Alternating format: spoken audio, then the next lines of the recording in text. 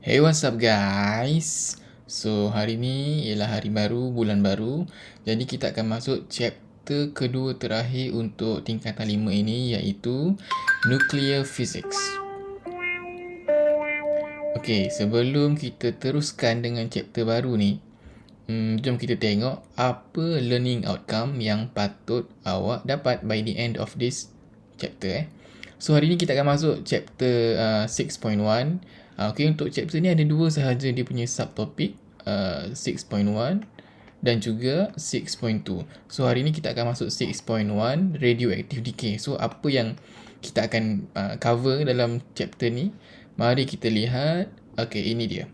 Untuk hari ni 2 Ogos, kita akan masuk chapter 6.1. Okay, by the end of this chapter, subtopik lah kan, ada dua benda yang awak kena tahu. Yang pertama, you have to be able to explain radioactive decay and its three types. So, ada 3 jenis radioactive decay. Dan yang kedua, iaitu yang terakhir untuk subtopik ini, ialah half-life. You will be able to explain half-life with examples and cara-cara nak selesaikan soalan berkaitan dengan half-life. Okay, jom kita sambung. Okay, untuk chapter 6 ni, dia dah masuk tema baru, dia dah masuk tema modern physics. Okay, nuclear physics. Sebelum kita tengok kan, cuba awak tengok ni, nama tajuk je pun nuclear physics. So, apa idea yang awak ada berkaitan benda ni? Okay, of course, dia physics lah. And then, daripada perkataan nuklear ni sahaja, awak nampak tak dia adalah satu perkataan yang berasal dari perkataan nucleus. So, apa benda ni? So, dia basically adalah physics yang berkaitan dengan nukleus. Nukleus apa? Nukleus sesuatu atom. Okay, jom kita sambung. Kita tengok untuk page yang pertama, radioactive decay. Okay, so apa itu radioactive decay? So, basically, radioactive decay is a process. Dia adalah proses which an unstable nucleus becomes more stable by emitting radioactive radiation. So, apa maksudnya ni? Okay, maksudnya radioactive decay ni, awak tahu kan decay ni adalah reput, dia mereput. So, basically, dia sejenis pereputan yang menghasilkan bahan radioaktif. Okay, macam ni. Awak ada satu unstable nucleus. Okay, macam mana dia nak jadi stabil? Dia kena keluarkan radiation, iaitu radioactive radiation lah, untuk jadi stabil.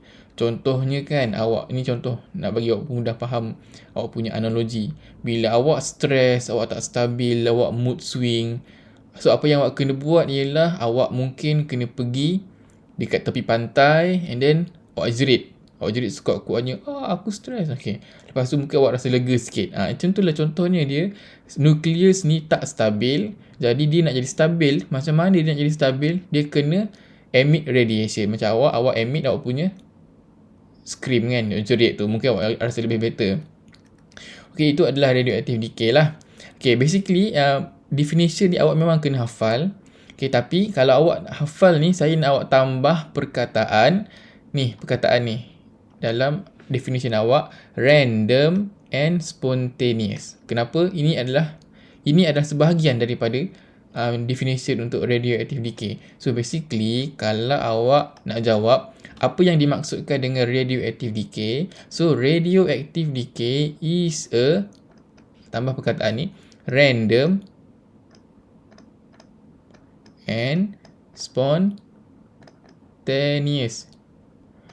Radioactive decay is a random and spontaneous process in which an unstable nucleus becomes more stable by emitting radioactive radiation. Okay, apa maksud random and spontaneous ni? Maksudnya, dia tidak dipengaruhi oleh apa-apa, dia berlaku secara sendiri, awak tak boleh trigger dia, dia memang akan terjadi.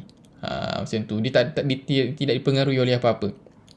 So, bila kita dah tahu ada benda yang akan decay menghasilkan radioactive radiation ni, dia akan menghasilkan, basically radiation ni ialah energi lah. So, dia akan menghasilkan 3 jenis energi. Tak semestinya setiap radiation tu menghasilkan 3-3. Dia boleh jadi salah satu dan dia juga boleh jadi combination. So, ada 3 energi kat sini. Yang pertama, kita ada alpha, kemudian kita ada beta, kemudian kita ada gamma. Okey, setakat ni tak ada lagi lambda ke delta ke kappa ke, tak ada. Itu COVID-19. So ini adalah radiation by radioactive decay. So kita tengok kat sini, alpha particle, kita ada beta particle, kita ada gamma ray. So basically bila awak recall balik apa yang awak pernah belajar, alpha particle ni ialah bercas positif. Okey, manakala beta particle bercas negatif. Dan yang terakhir sekali, gamma ray ni dia tidak ada cas, dia neutral. Okey. Ini adalah ciri-ciri 3 jenis radiation by radioactive decay ni lah. Okey. Sekarang jom kita tengok apa yang dimaksudkan dengan alpha decay. So alpha decay ni apa? So alpha decay ni ialah apabila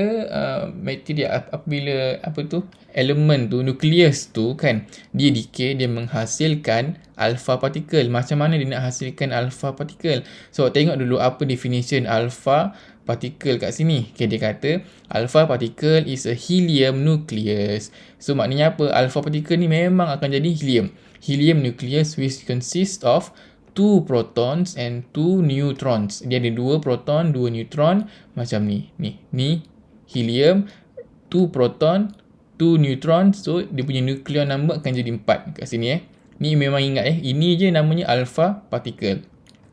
So during alpha decay, unstable nucleus releases an alpha particle to become more stable nucleus of a new element. Maksudnya kalau mula-mula ni dia adalah elemen X, bila dia dah decay, dia berubah menjadi elemen Y. Kenapa? Sebab apa? Okay, sebab dia dekat sini awak tengok, dia mengeluarkan proton kan. So awak tahu bila kita punya bilangan proton tu berbeza, maka dia automatically akan jadi elemen yang lain, elemen berbeza lah. Okay, so tengok kat sini, the general equation for an alpha decay is as follows. So katakan awak ada elemen X, kan, awak ada nuclear number A and proton number Z. So bila dia decay mengeluarkan alpha particle, dia always 4-2, atas 4 bawah 2. Maksudnya apa? Maksudnya dia punya nuclear number 4, dia punya proton number 2. Maknanya apa? Maknanya ini adalah parent nucleus, ini adalah daughter nucleus. Maknanya dia beranak lah. Dia beranak, keluar anak dan juga energi, macam tu contoh dia. So bila dia dah beranak, mestilah dia punya dia punya bilangan ni, nuclear number ni dengan proton number pun berubah. Sebab apa? Sebab kat sini dah keluar kat sini. Okay. So macam mana nak kira? So nak kira dia punya bilangan nuclear number untuk dia punya anak ni. So daripada parent dia A, so bila A dah keluarkan 4, so mestilah sini pun kena tolak 4. A tolak 4 kat sini. So Z pula dia punya proton, bila kat sini dah keluar 2 bilangan proton, maka dia akan jadi Z tolak 2. So ni contoh ni kat sini, ni parent nucleus kan. Okay, bila parent ni dia dah release dia punya energy ataupun dia release dia punya radiation dia dalam bentuk alpha particle. So awak tahu alpha particle ni 4, 2. So kat sini pun akan berkurang lah, tolak 4, tolak 2. So inilah ini dia punya gambaran dia punya decay untuk alpha.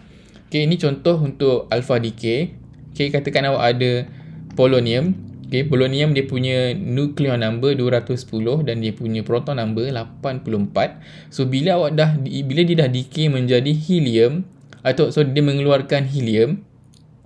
Okay, apa yang berlaku, bilangan ni pun berubah lah mengikut bilangan ni. Sebab apa? Sebab bila awak jumlahkan sini dengan sini, awak akan dapat yang sini. Okay, yang ini pun sama, awak jumlahkan ni dengan sini, awak dapat sini. Okay, ini adalah alpha decay. Okay, next. Okay, sebelum tu saya lupa nak cakap. Okay, alpha decay ni dia bercas positif. Kenapa? Okay, kenapa? Kerana ni lah, tengok dia keluarkan 2 proton. So ini menunjukkan dia bercas positif. Okay, and then next kita tengok pula beta decay macam mana. Okay, beta decay ni macam mana? Okay, kita tengok. Beta particle is a fast moving electron. So dah sebut je kat sini fast moving electron, kita dah tahu dia of course akan bercas negatively charged. Okay, during beta decay, a neutron is in an unstable nucleus decomposes into 1 proton and 1 electron as shown below. Maknanya, okay, kat sini dia yang berlaku ialah satu daripada satu neutron daripada dia punya nukleus tu akan decay menjadi proton dan juga menjadi elektron. So dari sini dia menghasilkan high kinetic energy beta particle. Macam ni contoh dia. Ni parent tadi, macam tadi alpha kan. Ini parent dia menghasilkan beta particle. So satu ni beta particle ni ialah elektron tu dan satu proton tu masuk kat daughter ni. Okay, ini adalah contoh dia punya general equation. Okay, ini saya maksudkan tadi. Ini dia punya parent, ini dia punya anak dan dia punya energy beta particle. So since dia hanya mengeluarkan satu elektron dan satu proton, so elektron tu akan keluar sebagai beta particle kat sini, and then yang satu proton tu akan masuk ke anak dia, ke daughter nuclei. So kat sini apa yang berlaku kat sini, dia punya bilangan proton berubah tetapi bilangan nukleon tidak berubah. Kenapa bilangan nukleon tidak berubah? Kerana kita ambil tadi neutron kan. Nukleon kan sama dengan neutron plus proton kan. So satu neutron ni dah keluar. So memang dia dah tolak satu, and dia ditambah satu balik kat sini. Faham tak? So sebab itulah dia punya bilangan neutron tidak berubah, tapi bilangan neutron dia berubah tapi bilangan proton bertambah. Maksudnya bilangan neutron berubah menjadi sini, decay, and then ditambah balik dengan satu proton. Sebab tu bilangan A ni kekal. Faham tak? Maksudnya apa? Contoh kan, dekat A ni tadi, okay, maksudnya ke sini. Tadi katakan asalnya A tu asalnya A tu let's say ada 10. A 10, Z tu 5. Ni contoh tau. Ni X. So bila dia dah decay, 10 ni kan dia adalah 5 tambah 5 kan. Neutron tambah proton. So bila dia dah decay, neutron tu jadi 4. Neutron jadi 4. Ni jadi 4 sebenarnya. Tapi sebabkan proton tu masuk balik dekat bawah ni. So maksudnya proton daripada 5 tambah balik 1. So 5 tambah 1, 6. So bilangan proton yang baru adalah 6.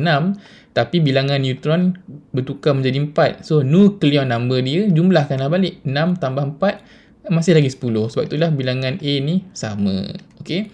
Dan since bilangan proton ni berbeza, maka obviously dia akan berubah menjadi elemen yang baru. Ini contoh beta decay. Katakan awak ada sodium. Okay, so bila dia mengeluarkan elektron kat sini, okay, bilangan dia akan mengeluarkan satu elektron dan satu proton. So proton ni masuk semula ke dia punya parent tadi. So daughter dia akan jadi 11 tambah 1.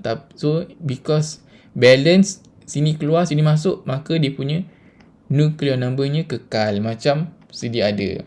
Okay, so dia pun menjadi elemen yang berbeza. Okay, next kita tengok pula untuk gamma decay.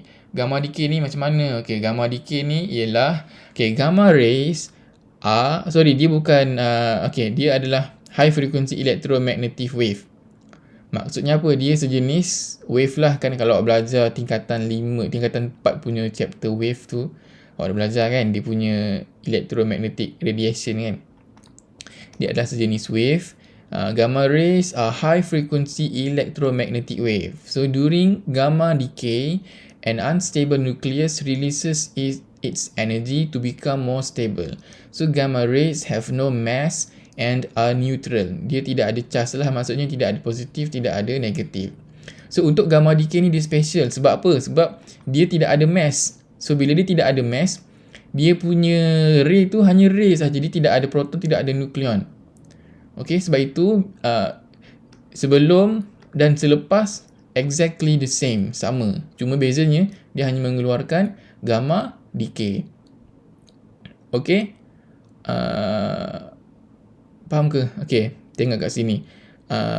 After gamma decay, there are no changes in the proton number and nucleon number. For the nucleus is less energetic after gamma decay. So bezanya hanyalah, katakan sebelum ni dia excited, selepas dia dah keluarkan gamma decay, dia kuranglah excited.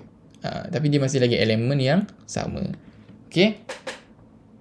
Okay, next kita tengok kat sini. Okay, during a radioactive decay, some nuclei can emit more than one radiation. Okay, macam tadi kita tengok beta, kita tengok alpha kan. Okay, ada jenis-jenis decay yang boleh mengeluarkan lebih dari satu. So for example, during this integration of uranium-234, its nucleus emits a alpha particle and gamma ray. So ini adalah contohnya, dia adalah uranium. Okay, kemudian dia pada masa yang sama dia mengeluarkan alpha particle dan juga beta, dan juga gamma ray. So basically dia berubah ni sebabkan dia keluarkan alpha, but then dia juga mengeluarkan gamma ray lah. Ini contoh dia. Ini contoh decay equation dia. Dan ini adalah simple decay equation. So maksudnya daripada uranium menjadi TH ni apa? Thorium. Thorium kan? Thorium ke thorium saya pun tak pasti. Okay, so benda yang sama kat sini. Cuma dia dalam bentuk yang lebih simple.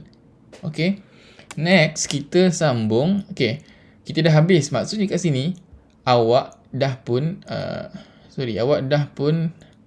habis yang ni. Radioactive decay ni, it's 3 types ni. Ni dah settle. Kita ada alpha, kita ada beta, kita ada gamma ray. So ni awak dah tahu. Sekarang ni kita nak tengok pula half-life. So apa half-life tu? Bahasa Melayu kan, bila kita translate je dia akan jadi separuh hayat. Apa separuh hayat ni? Macam tajuk lagu kan. Okay. Dia bukan tajuk lagu. Dia adalah tempoh untuk material ataupun dia punya radioactive material ni decay menjadi lebih stabil. Okay. When a sample of radioactive material decays, the number of parent nuclei which has not decayed decreases with time. Okay, maksudnya apa ni? Okay, maksudnya bila dia decay ni, dia punya bilangan nuclei berkurang. Macam mana kita nak tentukan dia berkurang? Okay, uniknya half-life ni ialah half-life half is the time taken for a sample of radioactive nuclei to decay to half of its initial number. So basically, half-life ni always masa yang diambil, dia adalah separuh hayat untuk setiap elemen tu decay. Dia always separuh daripada initial mass dia. Okay. After one half-life, the number of nuclei that are not decayed will be half of its initial values. Okay, maksudnya apa lagi half-life ni? Okay, saya tambah satu page sekejap. Explain. Okay, maksud half-life ni kan, katakan asalnya awak ada let's say ada 4 kotak. Ada 4 box lah kat sini kan. So dia apabila dia decay, dia akan jadi separuh daripada initial mass dia, initial value dia. Katakan kat sini ada 1, 2, 3, 4. Okay, selepas dia decay, dia akan jadi separuh.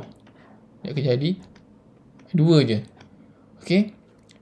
Kemudian apabila separuh ni nak decay lagi, dia bukan jadi kosong tau, dia akan jadi separuh daripada yang sekarang. So kat sini ada 2. So separuh daripada sekarang adalah 1. Okay. So apabila yang 1 ni decay pula, dia bukan jadi kosong, tapi dia jadi separuh daripada 1. So dia akan jadi 1/2. Seterusnya sampailah dia capai stability. Ini yang dimasukkan dengan half-life. Half-life kat mana? Inilah dia punya half-life. Half-life ni inilah time untuk jadi separuh. Masa untuk jadi separuh. Itu yang kita panggil half-life. Itu yang definition dia. Half-life is the time taken for a sample of radioactive nuclei to decay to half of its initial number. Masa yang diambil untuk dia jadi separuh daripada nilai sebelum dia. Separuh dari sebelum. Okay. Okay, ni adalah contoh half-life untuk uranium. Okay, uranium ni asalnya dia 238. So dalam masa ni half-life, ni adalah half-life untuk uranium 238 berubah menjadi thorium 234. So inilah half-life dia. Lama tak? Lama, sangat lama. So maknanya untuk dia jadi separuh daripada initial value dia, dia ambil masa sebanyak ini. Okay. Kemudian apa lagi? Dia daripada thorium ni berubah menjadi PA ni apa? Saya pun tak tahu. PA dia ambil masa 24.1 hari. Dia dalam masa ini dia menghasilkan beta. Dan sampailah dia akan ulang. Okay, kenapa kejap-kejap dia jadi uranium, jadi TH, jadi PA, lepas jadi uranium balik? Kenapa? Sebab kan bila kita emit beta particle, dia akan tambah proton number. So bila tambah proton number, elemen berubah. So bila elemen tu bertambah proton number, dia jadi balik 92. 92 sama dengan uranium. Okay, faham tak? Yang bezanya dia punya nuclear number ni. So apa yang berlaku? Dia ulang lagi, dia half-life lagi untuk setiap elemen ni ke elemen ni lain half-life dia. Elemen ni ke elemen ni lain. Sebabnya elemen pun dah lain-lain kan. So lain elemen, lainlah half-life dia. Okey, kemudian daripada sini pula thorium ni pergi ke Ra. Ni apa? Ra apa? Radon saya pun tak sure. So pergi ke Ra, and then Ra pergi ke Ra lagi. Kenapa? Apa beza ni? Bezanya dekat dia punya kenapa dia beza ni? Basically macam tu lah. Tapi ni dah lain ni. Ni lain. Kenapa dia Ra? Okay. Apa lagi? Dia teruslah. Dia akan sampailah. Dia akan ulang proses ni. Sampai bila? Sampai dia jadi elemen yang stabil. Okay, maknanya lama lah dia akan proses ni akan berulang. Kenapa lama? Sebabnya dia punya half-life panjang. So bila half-life dia panjang, maksudnya decay dia slow, lambat. Okay, lambatnya dia lambat lah jadi stabil. Okay, next kita sambung lagi. Okay, ni contoh tadi. Uranium-238 is a radioactive element with a long half-life. Okay, it's about 5,000 million years. Sangat lama 5,000 juta tahun. Dah lah juta, ribu lagi. Okay, this element is trapped during the formation of rocks. So the trapped uranium will decay and eventually form a stable lead-206. Ni. Daripada uranium, akhirnya bila dah stabil, dia jadi plumbum ni ataupun lead. Okay. So kat sini ada tengok info gallery ni. Okay, so radioactive material is usually stored in a thick sealed container made of lead or for safety purposes. Okay, kenapa? Sebab kita tahu radioactive material ni dia boleh tembus besi, kadang boleh tembus dinding. Sebab itu kita kena simpan dalam bekas yang ataupun tempat yang boleh menghalang lah, dan terbukti yang paling boleh menghalang kita guna lead kan. Okay, dan juga lagi satu bawah ni tengok, radioisotopes are isotopes with unstable nuclei that can emit radioactive radiation. Apa itu radioisotopes? Basically dia adalah elemen yang sama tapi berbeza nuclear number. Contoh macam tadi ni lah, macam ni. Okay, ni uranium, ni uranium. Dia punya elemen sama. Kenapa? Sebab protonnya sama, tapi yang bezanya nuclear number dia berbeza. So ini dikira isotop lah. Dan since isotop ni menghasilkan ataupun dia emit radioactive radiation, maka dia pun jadilah radioisotop. Okay. So kat sini tadi kan, kenapa kita nak radioactive material ni, kenapa kita kena store betul-betul? Sebab dia bahayalah, dia ionizing radiation. Dia boleh effect kita punya sel dan sebagainya. Bahaya. Sebab itulah selalu dengar kan yang apa tu, dia menyebabkan mutasi. Contoh, kalau pernah belajar kan, perang Jepun tu, yang mana yang asalnya Jepun dia, saya pun tak ingat apa yang cerita dia, Jepun attack Pearl Harbor kan, pernah dengar. Lepas tu and then tentera US kan tentera tu pergi bom Jepun, Hiroshima and Nagasaki tu kan, dia jatuhkan bom atom. Bom atom tu menyebabkan banyak bencana, termasuklah mutasi. Sebab itulah ramai kanak-kanak yang lahir masa tu cacat dan banyak-banyak lagi lah, tak cukup sifat dan sebagainya. Okay, itu tadi kita dah tengok macam mana half-life tu. Okay, ni kita nak determine half-life from its decay curve. Okay, ni activity ni tak apalah, kita skip je. Okay, ni pun tak apa. Okay, kat sini konsep of half-life ni boleh express menggunakan form of decay series. Macam mana? Okay, kat sini katakan N kosong, N0 ni, kita sebut ni N0. N0 is the initial number of radioactive nuclei. Katakan tadi initial number awak ada, let's say 100. Okay, so ni selepas dia menjadi half-life, dia menjalani masa half-life dia. Katakan material ni half-life dia, let's say half-life dia 2 hari. Apa maksud 2 hari kat sini? Okay, maksudnya selepas 2 hari, bilangan dia akan jadi separuh.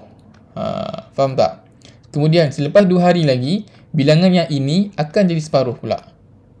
Dan selepas lagi 2 hari, bilangan yang sebelum ni akan jadi separuh. Sebab itulah dia akan bahagi 2, bahagi 2, bahagi 2. Sebab tu dia akan jadi N0 bahagi 2, N0 bahagi 4. Kenapa? Ni kan dah bahagi 2, kemudian bahagi lagi 2, bahagi lagi 2. Sampailah the end of the process, bila dia dah stabil. So, kita dapat keluarkan satu formula untuk radioactive nuclear that has not decayed. Yang akhir sekali, inilah formulanya.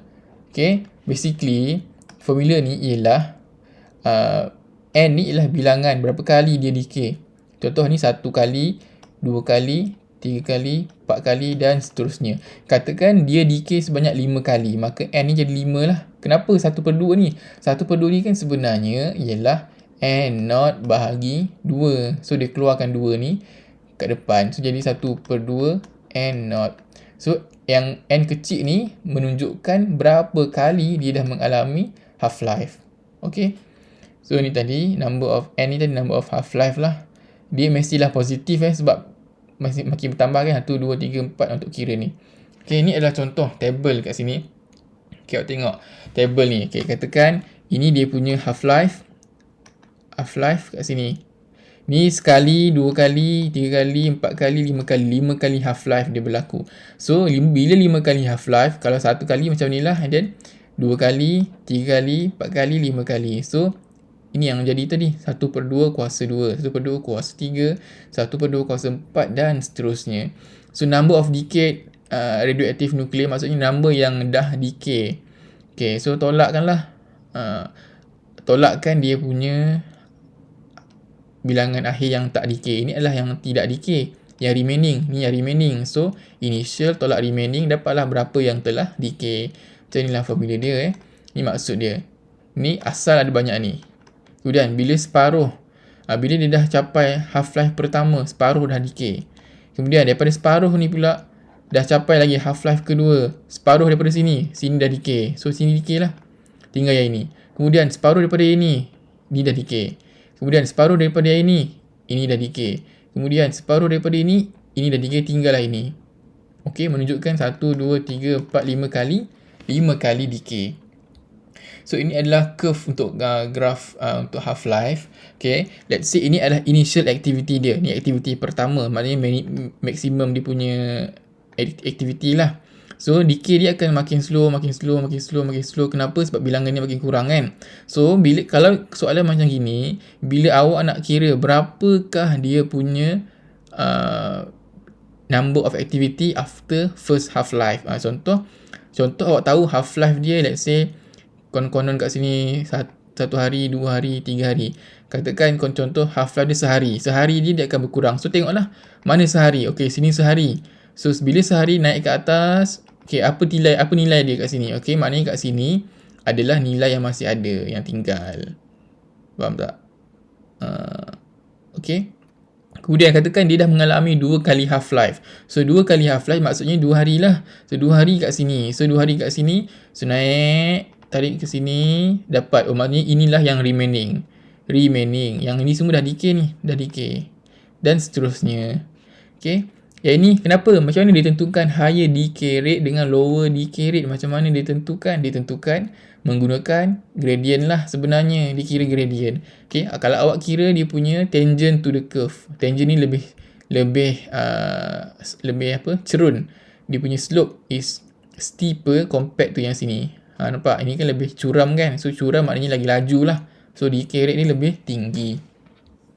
Okay, so dah habis kat sini. Mari kita cuba jawab example. Okay, example ni, sekejap ya. Saya nak... macam mana? Macam mana saya nak...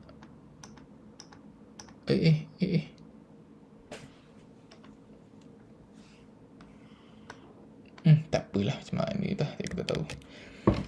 Okey. Tak okey. Okey.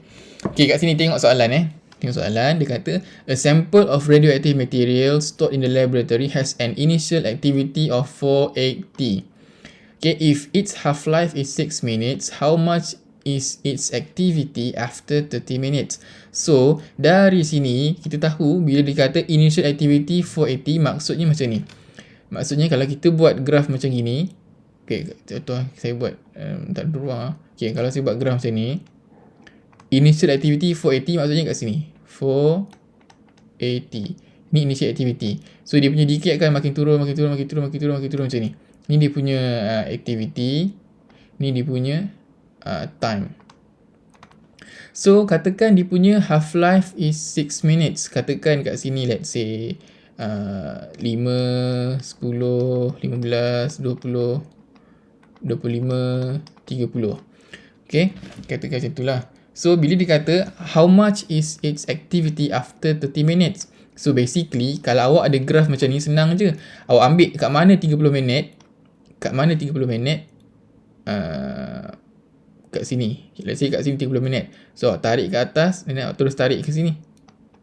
Terus tarik, dapat nilai kat sini. Ini adalah nilai aktiviti selepas 30 minit kat sini. Terus dapat jawapan. Tapi kalau tak ada macam gini, macam nak buat? So kita kena kira. Macam mana nak kira? Gunakan formula tadilah yang ada. Okay, macam mana kita nak guna formula tu? Okay, first kali awak kena kira berapa kali half-life dia dah berlaku. So katakan dalam masa 30 minit berapa banyak half-life dah berlaku? Berapa banyak cycle? Katakan satu cycle 6 minit. So nak kira macam mana? So bahagi ni macam ni. Bahagikan number of half-life dalam masa 30 minit. So total time bahagikan dengan half-life. So 30 minit bahagi 6 minit dapatlah 5 kali half-life. So dah berlaku 5 cycle half-life. So dalam masa bila dah berlaku 5 cycle half-life, ini maksudnya sebenarnya awak kena kira contoh daripada 480. 480 berlaku half-life pertama. So jadi berapa? Bahagi 2. 480 bahagi 2 tinggal berapa? Tinggal 240. Ni half-life pertama. Kemudian berlaku lagi satu kali half-life. Ni half-life kedua. So 240 bahagi 2. Jadi berapa? 120. And then berlaku lagi half-life yang ketiga. Half-life ketiga. So tinggal berapa ni? 120 bahagi 2 dapat 60. So 60 ni berlaku lagi half-life keempat. 60 bahagi 2 dapat berapa? Dapat 30. Kemudian berlaku lagi half-life kelima. 30 bahagi 2. 30 bahagi 2 dapat berapa? 15. So ini jadi kita dah kira dia ada 5 kali half-life. Maksudnya 1, 2, 3, 4, 5. So dah 5 kali, maka inilah aktiviti akhir dia, 15. Sama tak dengan jawapan ni? Sama. So ini pula kalau kita kira macam ni. Tapi let's say lah kalau half-life tu dia kata ada 15. Takkan nak buat macam ni kan? Takkan nak buat 15 kali. Boleh, tapi buang masa. So caranya macam mana? Gunalah formula ni. Formula ni yang kita tengok tadi lah. Dia basically bilangan aktiviti tu. Mana simbol apa dia guna? Ni n. Okay, n sahaja. So bilangan aktiviti, number of activity at the end of time sama dengan 1/2 power of n times dia punya initial activity. So berapa bilangan half-life tadi? 5. So gantikan 5 kat sini. Gantikan 5. So 1/2 kuasa 5 darabkan initial activity dapatlah 15 per second. Ini dia punya final activity. Okay. Ini example 1. And then tengok example 2 pula. Okay, a radioactive material stored in the laboratory has a half-life of 10 days. Calculate the number of days taken for the activity of sample to reduce to 25% of its initial activity. Inilah yang macam saya tunjuk tadi. So katakan initially dia ada 100%.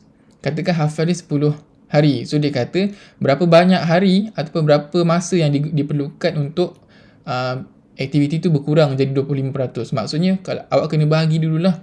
100 bahagi 2 awak dapat 50. 50 bahagi 2 awak dapat 25. Maksudnya dah capai. So dah capai. Kira ni ada berapa? So ni 1 kali half-life, ni 2 kali half-life. So bila ada 2 kali half-life, maksudnya 2 darablah dengan half-life dia, dapatlah 20 hari. Okay. Okay, now let's see at example 3. Okay, dia kata ratio of nuclei of argon 40 to potassium 40 in a sample of volcanic rocks is 3:1. Maksudnya, selepas satu masa, ratio dia argon kepada potassium sama dengan 3:1. Maksudnya argon 3, potassium 1. Okay, kat sini dia kata in the early formation of the rocks, there was no argon element trapped in it. Maksudnya, asalnya dia adalah potassium. Potassium ni decay menjadi argon. If potassium 40 decays to argon with half-life of 1 to 50 million years, this will estimate the age of the rocks. So, caranya macam mana awak kena tengok untuk awak kena kira dia punya berapa kali potassium ni decay kepada argon untuk mendapat ratio 3:1. Okay. Katakan ni adalah potassium. Okay, ni potassium lah Ni potassium. And then, let's say half-life pertama. Dia pertama kali decay. So, bila pertama kali decay, separuhkan nilai daripada asal ni. Macam ni. Half daripada initial value. Awak akan dapat. Okay, bila dah half, maksudnya argon tu akan ada number of argon nuclear form akan ada separuh lah kan. Sebab dia dah jadi separuh. Okay, so bila argon separuh, potassium separuh, so ratio argon kepada potassium adalah 1:1. Kan? 1:1. And then, tengok pula yang ini, bila awak buat lagi sekali half-life, dia undergo sekali lagi half-life. So, awak kira initial value dia tadi yang ini, and then awak separuhkan daripada yang ini, awak akan dapat 1/4. And ini adalah final activity of potassium. Maksudnya potassium tinggal 1/4. Potassium tinggal 1/4. So argon tinggal berapa? So argon tinggal, katakan ni adalah initial. Ni initial 1. So 1 tolak 1/4. So number of argon akan tinggal 3/4. So dalam kes ni dia adalah potassium adalah 1/4. Argon adalah 3/4. So kalau awak tukar kepada ratio argon kepada potassium, awak akan dapat 3/4 kepada 1/4. So maknanya kat sini dah jadi 3/1 lah. Macam ni, 3/1. Maknanya apa? Maknanya half-life untuk potassium, maknanya potassium decay kepada argon ni mengambil masa 2 kali half-life. So bila 2 kali half-life, maksudnya 2 kali decay. Maksudnya daripada initial tadi tak ada langsung argon. So, maknanya awak kena darabkan dengan 2 kena darabkan dengan half-life dia lah. So, that's why the age of the rock sama dengan 2 kali cycle half-life darabkan dengan half-life tu sendiri.